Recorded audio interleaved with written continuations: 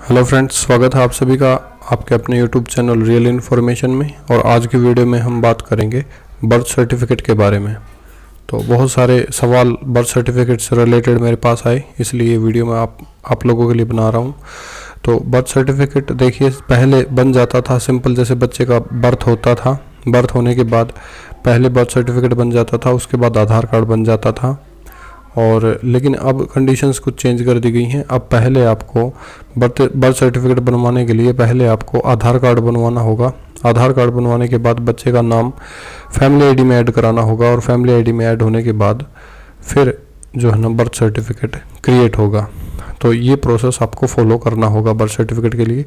तो birth certificate के लिए सरल आईडी में लॉगिन कर लीजिए, और सरल आईडी में लॉगिन करके सबसे पहले आप फैमिली आईडी आपको डालनी होगी। अब फैमिली आईडी के अंदर जिस कैंडिडेट का नाम है उसी का आप बर्थ सर्टिफिकेट बना सकते हैं।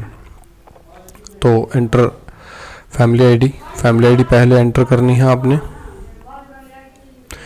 फैमिली आईडी एंटर करने के बाद कैंडिडेट का नाम जिसका फैमिली आईडी के अंदर अवेलेबल है उनका ही बर्थ सर्टिफिकेट आप क्रिएट कर सकते हैं। जैसे मैं इसका करना चाहता हूं तो सेंड ओटीपी में करूंगा। सेंड ओटीपी करने के बाद कैंडिडेट के मोबाइल पर ओटीपी चला जाएगा। जो नंबर आपने फैमिली आईडी में दिया है उस पर ओटीपी जाएगा, वो ओटीपी आपको वेरीफाई कराना होगा। तो ओटीपी आ गया, ओटीपी वेरीफाई करा दिया। उसके बाद ये फॉर्म आपने भरना है। ये फॉर्म वैसे ही भरना है जैसे आप पहले भरते थे। आप क्या बनाना चाहते हैं, बर्थ एंड डेथ दोनों सर्टिफिकेट्स यहाँ से बन सकते हैं, किस लैंग्वेज में चाहिए। उसके बाद यहाँ पर डेट ऑफ बर्थ आपने सेलेक्ट करनी है, और डेट ऑफ बर्थ सेलेक्ट करके आप नीचे देखिए ईयर्स अपने आप सेलेक्ट हो जाएंगे। जो ईयर आपने सेलेक्ट किया उसके अकॉर्डिंग 3 ईयर जो है ना सेलेक्ट हो जाते हैं। उसके बाद आप ये डिटेल्स भरिए, रूरल कहाँ पर जन्म, घर पर हुआ या इंस्टीट्यूट में हुआ। उसके बाद डिस्ट्रिक्ट जगह का नाम आपने डालना है, किस जगह पर हुआ है, और गांव का नाम डालना है, पुलिस स्टेशन डालना है। ये सारी चीज़ें आपने हिंदी और इंग्लिश में जिस तरीके से इसमें मांग रखी वैसे आपने भरनी है।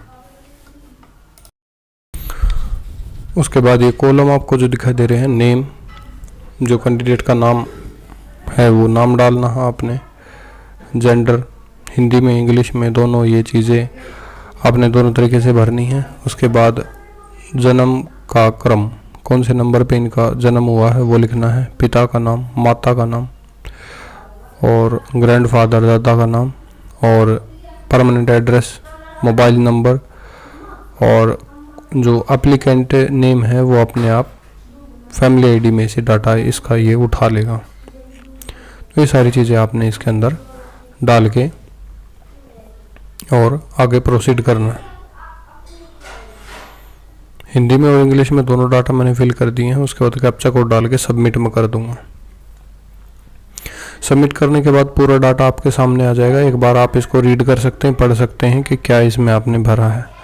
अगर कोई गलती है तो फिलहाल भी आप इसमें एडिट कर सकते हैं। नीचे एडिट का ऑप्शन होता है, बैक करने का ऑप्शन होता है। अगर आपकी डिटेल्स सही हैं, आपको लगता है आपकी डिटेल सही हैं जो आपने भरी हैं, तो आप सबमिट करके आगे बढ़ सकते हैं।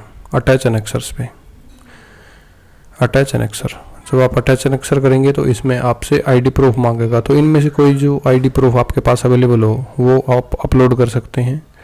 आधार कार्ड है तो आधार कार्ड अपलोड कर सकते हैं, वोटर कार्ड है या कुछ भी है।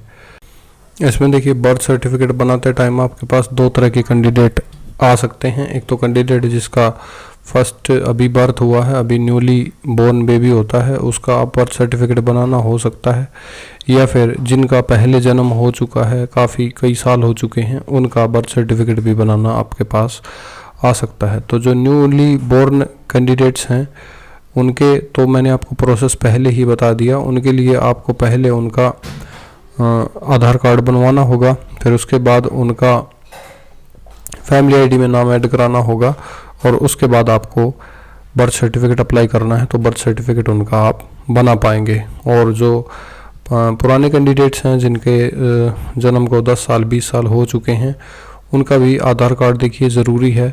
आधार कार्ड, क्योंकि इसमें फैमिली आईडी की कंडीशन अब लगा दी गई है।